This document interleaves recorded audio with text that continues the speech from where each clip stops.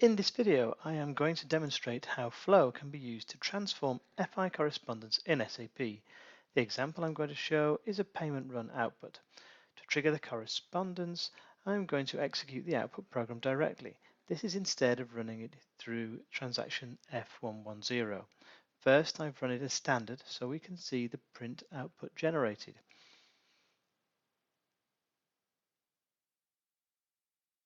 And that uses SAP script technology.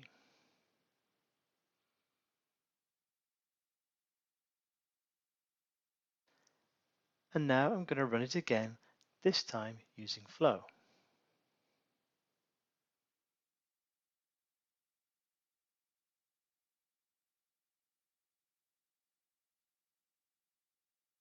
This has been successful, so I can expect the email to immediately arrive. And here it is, with all the information I require, along with branding, images, and links.